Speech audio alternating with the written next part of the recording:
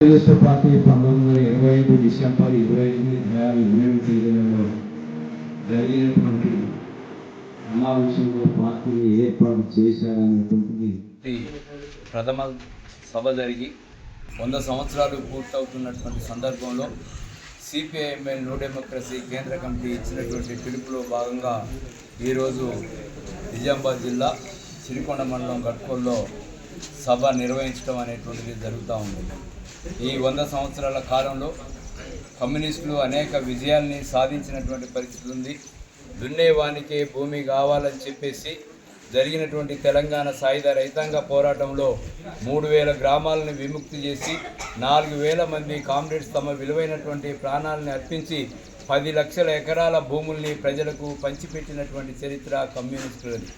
అదే సందర్భంలో నక్సల్బరీ పోరాటం, గోదావరిలో ప్రతిఘటన పోరాటంలో అనేక మంది తమ విలువైనటువంటి ప్రాణాలను అర్పించి పేద ప్రజలకు లక్షలాది ఎకరాల భూముల్ని పంచినటువంటి చరిత్ర విప్లవకారులది.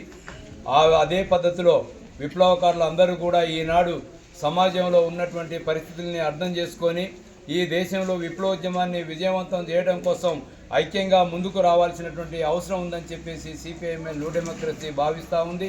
ఈ 100 ఏళ్ల సభ స్ఫూర్తితోటి విప్లవోద్యమాన్ని ముందుకు తీసుకుపోయేటువంటి ఒక కర్తవ్యాన్ని చేపట్టి అమరవీరులు అందించినటువంటి జెండాని ముందుకు తీసుకుపోయేటువంటి దాంట్లో అందరం ఐక్యంగా ముందుకు కొనసాగాలని చెప్పి